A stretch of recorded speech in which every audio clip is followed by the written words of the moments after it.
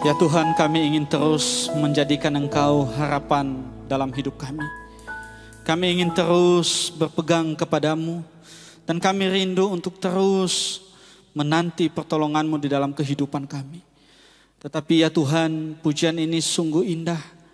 Kami mudah menyanyikannya, tetapi di dalam realita hidup kami terkadang tidak seperti yang kami nyanyikan hari ini. Tuhan, tolong kami dan biarlah Engkau sekali lagi mengingatkan kami akan apa yang Tuhan kehendaki dalam hidup kami. Ya Tuhan, sebentar kami akan membaca dan merenungkan firman-Mu. Biarlah Engkau sekali lagi berbicara kepada kami dan biarlah Roh Kudus-Mu yang menolong kami untuk boleh mengerti firman-Mu saat ini. Sehingga firman yang akan kami dengar boleh kami tanamkan di dalam hati kami dan boleh kami lakukan di dalam setiap kehidupan kami. Terima kasih ya Tuhan. Dalam nama Tuhan Yesus kami berdoa dan mengucap syukur. Amin.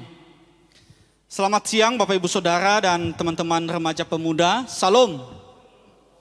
Kita bersyukur hari ini Tuhan kembali memberikan kesempatan kepada kita untuk bisa beribadah. Dan hari ini Bapak Ibu Saudara kita akan kembali mencoba memahami tentang salah satu dari buah roh, yaitu kasih. Nah, kasih seperti apa yang akan kita pahami hari ini adalah kasih yang berbicara tentang kasih kepada Tuhan dan kasih kepada sesama. Ya, mari Bapak Ibu Saudara, saya mengajak kita untuk bersama-sama membaca firman Tuhan di dalam Injil Matius pasal 22 ayat yang ke-34 sampai dengan ayat yang ke-40. Injil Matius pasal 22 ayat yang ke-34 sampai dengan ayat ya ke-40. Saya akan membaca untuk kita semua. Bapak Ibu Saudara silakan menyimaknya dengan baik. Demikian firman Tuhan. Ketika orang-orang Farisi mendengar bahwa Yesus telah membuat orang-orang Saduki itu bungkam, berkumpullah mereka. Dan seorang dari mereka, seorang ahli Taurat, bertanya untuk mencobai dia. Guru, hukum manakah yang terutama dalam hukum Taurat? Jawab Yesus kepadanya, kasihilah Tuhan Allahmu dengan segenap hatimu dan dengan segenap jiwamu dan dengan segenap akal budimu. Itulah hukum yang terutama dan yang pertama. Dan hukum yang kedua yang sama dengan itu ialah kasihilah sesamamu manusia seperti dirimu sendiri. Ayat yang ke-40, pada kedua hukum inilah tergantung seluruh hukum Taurat dan kitab para nabi. Demikian jauh pembacaan firman Tuhan yang hari ini akan kita renungkan bersama. Bapak Ibu Saudara, di dunia ini ada orang-orang yang mengasihi Tuhan namun mengabaikan kasihnya kepada sesama. Ada orang-orang yang juga mengasihi sesamanya tetapi mengabaikan kasihnya kepada Tuhan. Bahkan ada juga orang yang mengasihi Tuhan, mengasihi sesamanya, tetapi mereka melakukan kasih itu dengan kasih yang salah. Mungkin Bapak Ibu Saudara kita pernah mendengar ada orang yang mempersembahkan hidupnya secara total kepada Tuhan. Ada orang yang melayani dengan sungguh-sungguh, tidak pernah absen di dalam pelayanan. Ada orang-orang yang selalu setiap beribadah tiap hari Minggu, karena itu merupakan wujud kasihnya kepada Tuhan. Tetapi di sisi lain, dia mengabaikan kasihnya kepada sesamanya. Dia tidak peduli dengan orang lain, dia tidak peduli dengan keluarganya, dia tidak peduli dengan anak-anaknya. Dia hanya fokus mengasihi Tuhan, tapi tidak mengasihi sesamanya.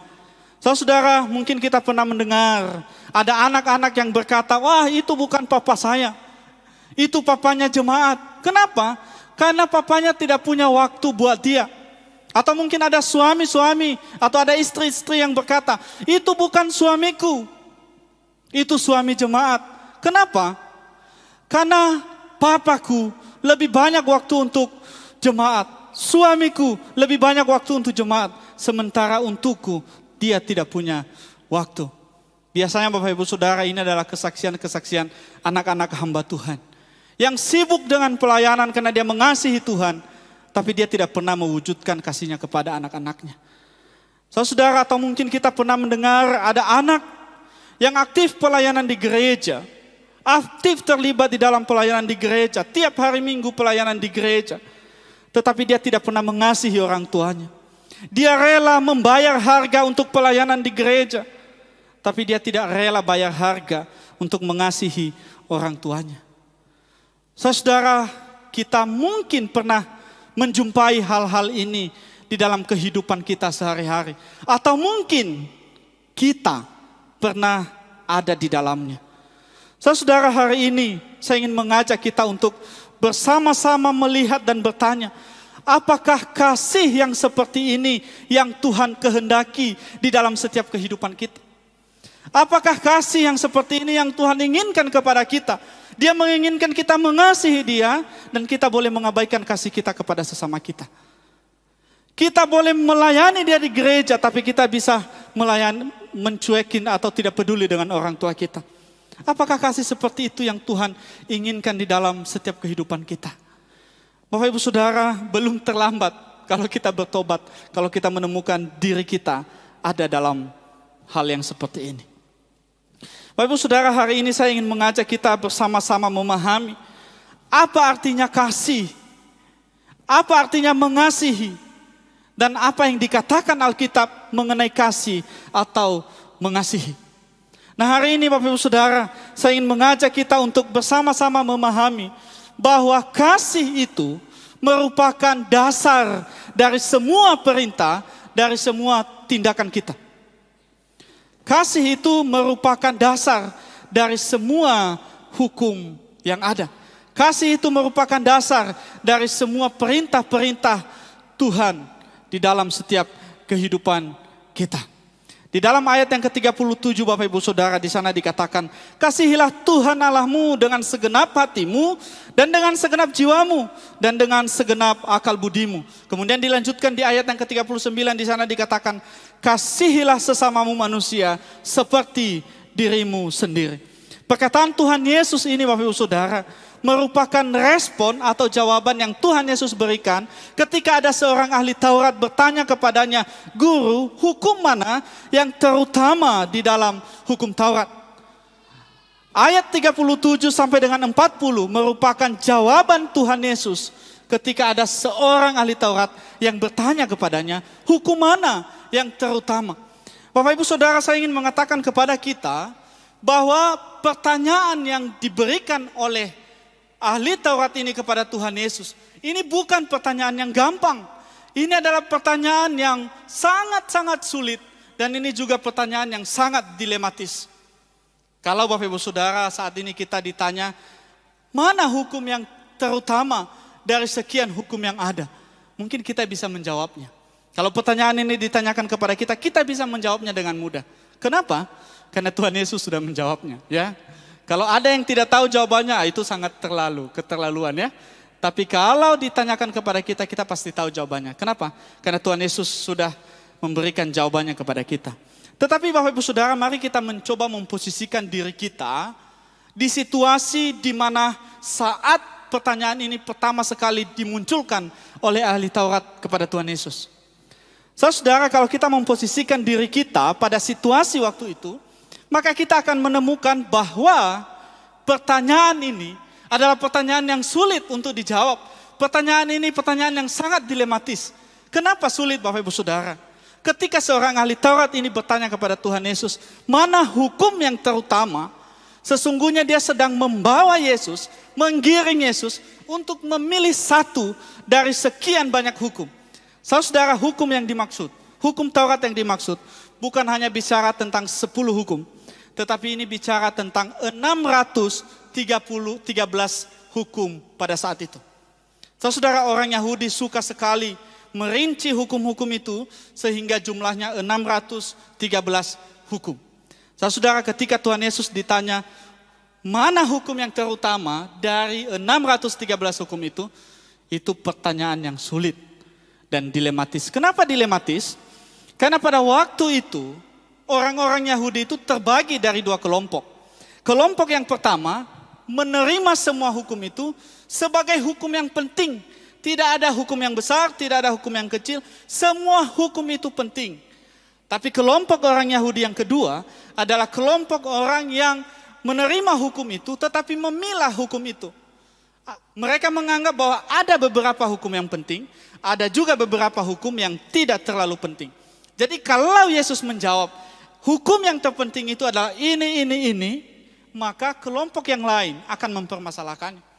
Atau kalau Tuhan Yesus berkata, semua hukum penting, tidak ada yang tidak penting, maka kelompok yang lain juga bisa mempermasalahkannya. Kalau itu sampai terjadi dan itu jawaban Tuhan Yesus, maka ini bisa menjadi masalah dan Yesus bisa disebut sebagai orang yang menista agama. Tetapi saudara, mari kita memperhatikan jawaban Tuhan Yesus ini. Orang-orang Yahudi atau ahli-ahli Taurat itu mencoba memberikan kesempatan kepada Yesus untuk memilih mana urutan hukum yang penting itu. Orang ahli Taurat ini mengarahkan Yesus untuk memilih satu mana yang diprioritaskan. Tetapi saudara, Yesus memberikan jawaban jauh lebih besar, jauh lebih penting dari apa yang diharapkan oleh ahli Taurat ini. Di dalam ayat 37 dan 39 kita sudah membaca dan kita tahu bahwa Yesus berkata, kasihilah Tuhan Allahmu dengan segenap hatimu, dengan segenap jiwamu, dan dengan segenap akal budimu. Itulah hukum yang pertama. Dan hukum yang kedua yang sama dengan itu adalah kasihilah sesamamu manusia seperti dirimu sendiri. Saudara, ahli Taurat mempertanyakan kepada Yesus mengenai urutan. Tetapi Yesus memberikan jawaban berkaitan dengan esensi kenapa hukum itu harus dilakukan.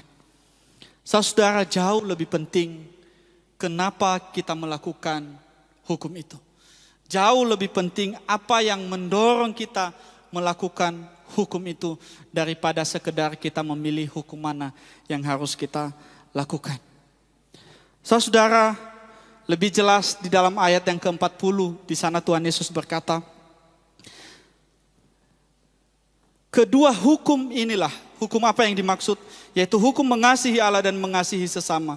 Disitulah digantungkan seluruh hukum Taurat dan kitab para nabi. Artinya apa Bapak Ibu Saudara? Bahwa semua perintah Allah itu digantungkan pada kasih. Semua perintah Allah itu didasarkan pada kasih. Dengan kata lain, Yesus mengajarkan kepada kita bahwa semua yang kita lakukan, kalau kita melakukannya bukan karena kasih, maka semua itu tidak ada gunanya. Kalau kita melakukan semua itu tidak didasarkan pada kasih, maka semua yang kita lakukan itu tidak ada artinya. Tidak ada gunanya kita aktif beribadah tiap minggu. Tetapi kalau di dalam hati kita tidak ada kasih yang rindu kepada Allah. Kalau di dalam hati kita hanya ada keinginan untuk dilihat oleh orang dan diakui oleh orang sebagai orang yang aktif beribadah, maka kegiatan dan aktivitas kita pergi ke gereja itu tidak ada artinya kalau tidak ada kasih. Bapak Ibu Saudara, kalau kita taat kepada Tuhan, kalau kita rajin melayani Tuhan, tapi kita tidak melakukannya dengan kasih, maka ada dua hal yang mungkin terjadi di dalam kehidupan kita. Kalau kita tidak menaati perintah Tuhan, kalau kita menaati perintah Tuhan tanpa kasih, maka kita akan menggunakan itu sebagai ajang untuk pamer diri.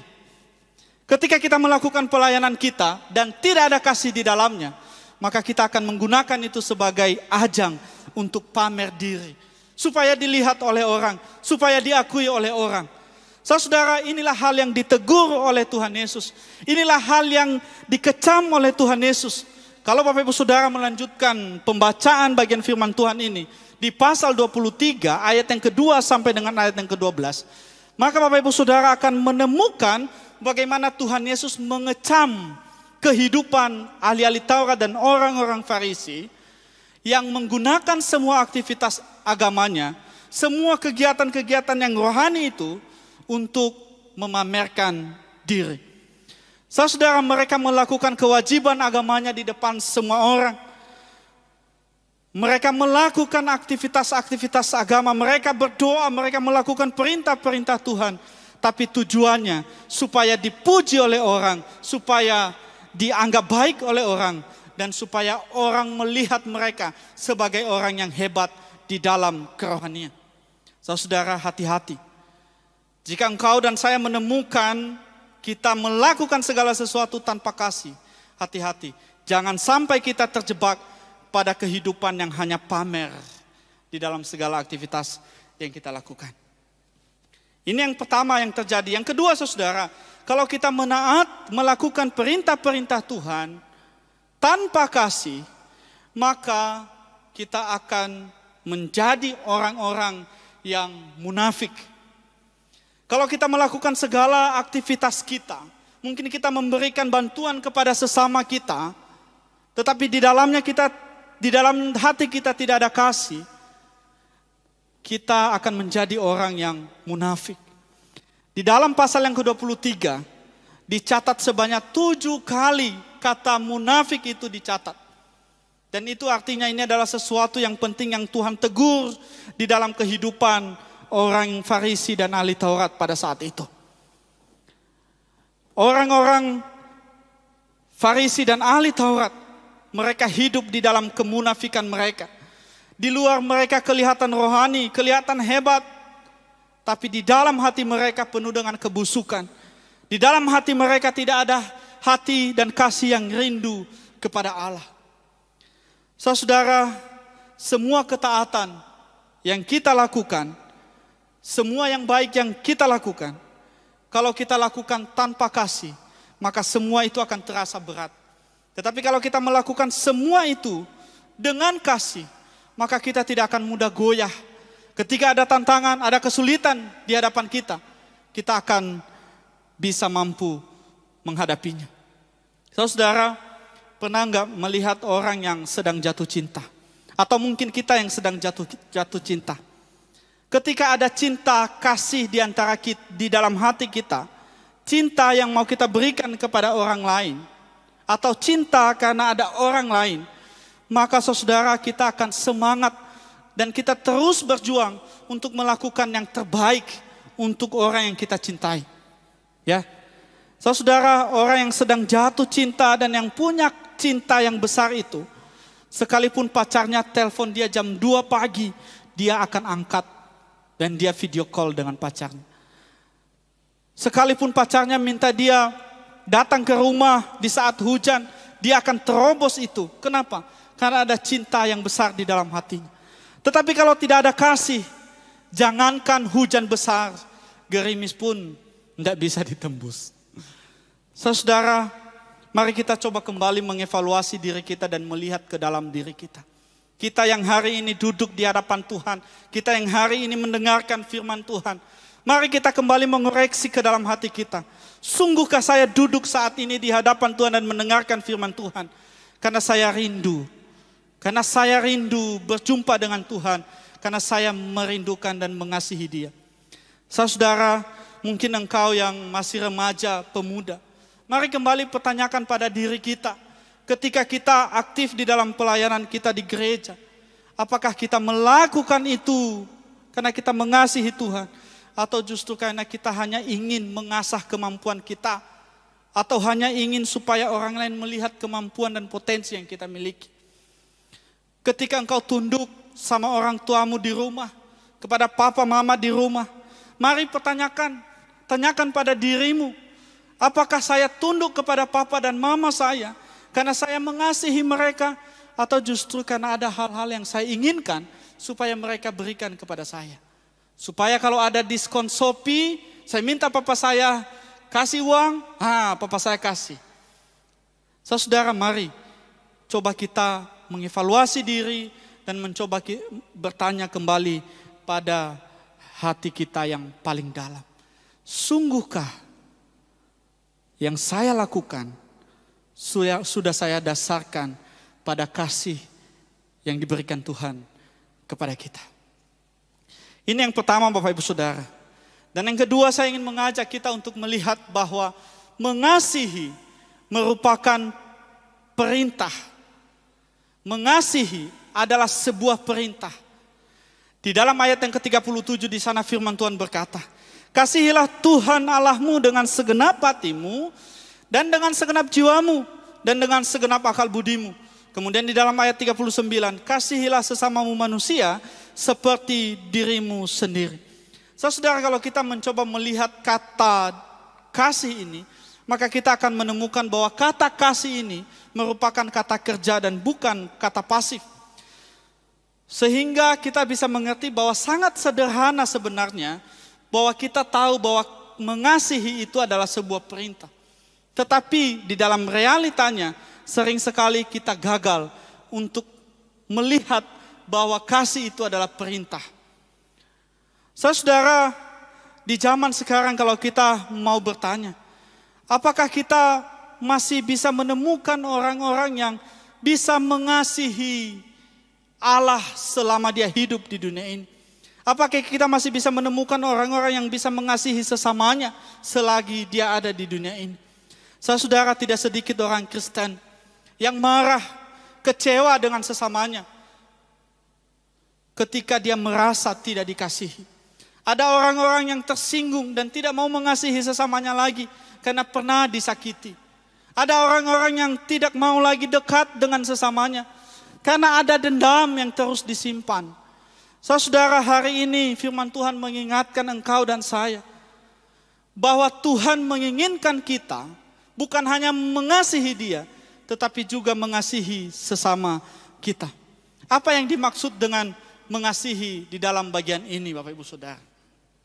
Yang dimaksud dengan mengasihi di dalam bagian ini adalah mengasihi yang tidak hanya terbatas di dalam perasaan dan tidak melibatkan yang lain.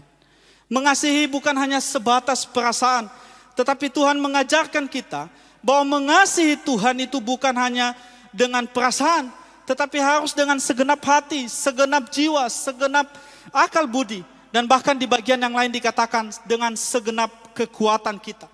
Artinya apa, Bapak Ibu Saudara? Kita harus berjuang di dalam mewujudkan kasih itu. Kita tidak boleh pasif dan kita tidak boleh diam di dalam mengasihi. Saudara, tetapi budaya kita harus akui, sering sekali kita melihat dan bahkan mungkin kita menerapkan kasih kita hanya sebatas perasaan. Ya. Menerapkan kasih kita hanya sebatas perasaan. Sehingga akibatnya ketika kita tidak mendapatkan balasan dari kasih kita, sering sekali kita kecewa, sering sekali kita marah. Bapak Ibu Saudara, ada istilah yang berkata cinta itu buta. Benar gak cinta itu buta? Emang cinta punya mata? Saudara, ada istilah cinta itu memang buta, ya. Tapi benarkah cinta itu buta, Bapak Ibu Saudara? Kalau menurut saya cinta itu tidak pernah buta. Tetapi kita yang membuat cinta itu menjadi buta. Di dalam kita melakukan cinta dan kasih itulah, sehingga ketika kita melakukan kasih itu, kita sendiri yang membuat cinta dan kasih itu tidak ada nilainya. Cinta dan kasih itu tidak ada artinya. Sehingga cinta itu buta. Dan bahkan kita membawa cinta dan kasih kita pada hal-hal yang tidak benar. Sehingga cinta itu buta.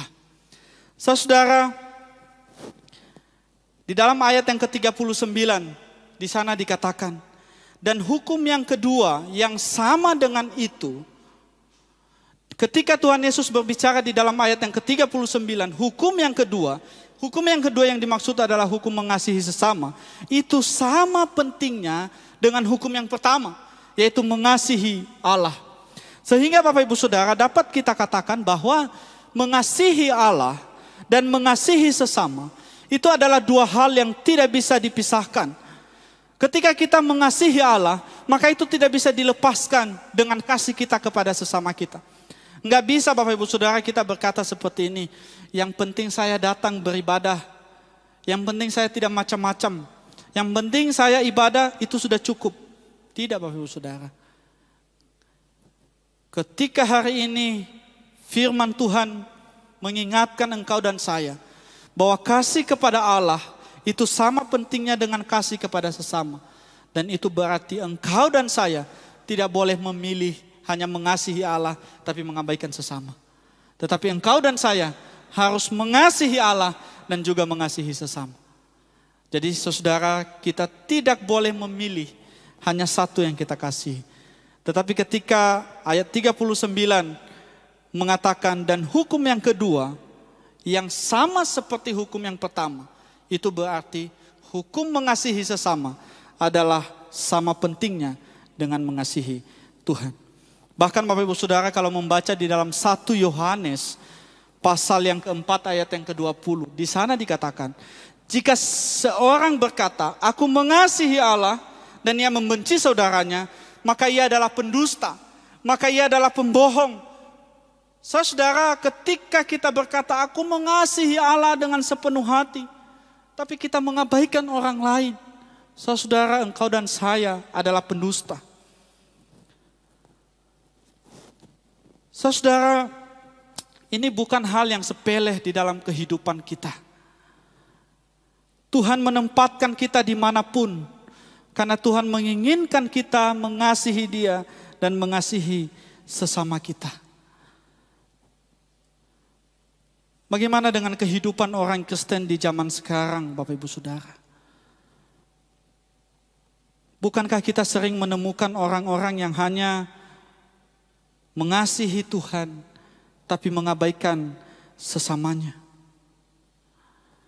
Saudara, mungkin kita bertanya, bagaimana supaya kita bisa mengasihi Tuhan? Mungkin kita bertanya, bagaimana supaya kita bisa mengasihi Tuhan dan bisa mengasihi sesama? Saudara, kita hanya bisa mengasihi Tuhan dan mengasihi sesama kalau kita sudah mengalami kasih Tuhan terlebih dahulu.